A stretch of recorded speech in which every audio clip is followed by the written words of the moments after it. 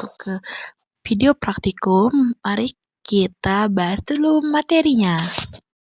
Di video kali ini akan ada 2 materi yang akan dijelaskan, yaitu jenis-jenis herbisida berdasarkan cara kerjanya dan pengertian dan contoh dari gejala spesifik pada herbisida. Berdasarkan cara kerjanya, herbisida dibagi menjadi 2 jenis, yaitu herbisida kontak dan herbisida sistemik. Herbisida kontak merupakan herbisida yang bekerja hanya pada bagian tanaman yang terkena semprotan. Sedangkan herbisida sistemik merupakan herbisida yang langsung diserap oleh daun atau akar dan akan ditranslokasikan ke seluruh bagian tanaman. Nah, setiap herbisida memiliki kelebihan dan kekurangan masing-masing. Hal itu dapat dilihat pada video di atas. Nah, gejala spesifik herbisida merupakan judul dari praktikum kali ini.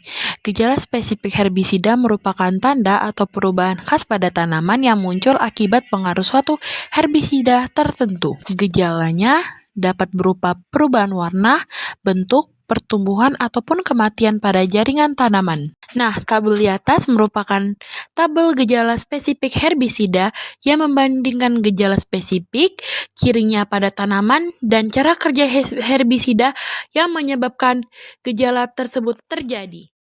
Nah, karena sudah dijelaskan nih materinya, marilah kita masuk ke langkah-langkah praktikum. Pada praktikum kali ini, kami berkesempatan untuk menggunakan herbisida Gramoxone. Gramoxone memiliki baran aktif paraquat diklorida.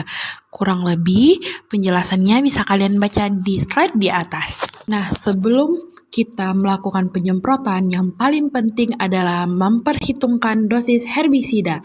Kenapa penting melakukan perhitungan dosis herbisida dapat dibaca di slide di atas. Slide di atas merupakan perhitungan dosis aplikasi Gramoxone yang kami gunakan. Pengaplikasian dosis Gramoxone dapat dipengaruhi oleh kapasitas tangki, volume semprot, ataupun kebutuhan herbisida per luas daerah. Hal ini juga dipengaruhi oleh kalibrasi. Perhitungan kalibrasinya kami peroleh dari praktikum kami sebelumnya. Praktikum kali ini yang pertama dilakukan adalah membuat larutan herbisida dengan dosis 6 ml per liter air. Pada praktikum kali ini kami hanya menggunakan 1 liter air. Gramoxone diukur dengan gelas ukur dan dicampur dengan air pada beker gelas. Selanjutnya akan dimasukkan larutan ke dalam knapsack dan jangan lupa pastikan knapsack dalam kondisi yang tidak bocor. Tahapan selanjutnya adalah membuat plot yang akan diuji atau disemprot. Kemudian, plot akan disemprot secara rata pada seluruh bagiannya. Pada herbisida kontak, harus dipastikan kalau seluruh bagian terkena semprotan herbisida. Nah, kemudian akan dilakukan pengamatan kurang lebih selama 1-7 jam.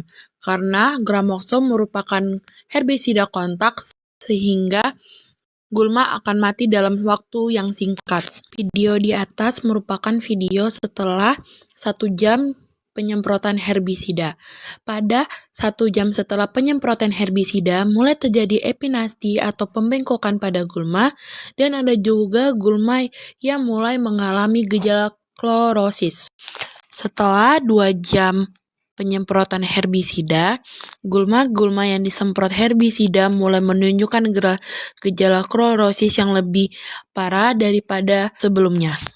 Nah, pada 3 jam setelah penyemprotan herbisida, gulma-gulma yang disemprotkan mulai menunjukkan gejala klorosis yang lebih parah dibandingkan sebelumnya. Warna gulma juga semakin kecoklatan, menunjukkan gulma yang semakin menggosong. Selain itu, mulai terjadi gejala nekrosis pada beberapa gulma.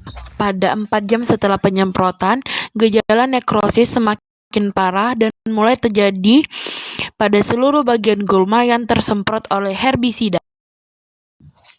Pada 5 dan 6 jam setelah penyemprotan, seluruh bagian plot sudah berubah warna menjadi coklat yang menunjukkan seluruh gulma terkena gejala nekrosis, bahkan terdapat gulma yang mati. Hal ini menunjukkan Gramoxone efektif dalam mengendalikan gulma.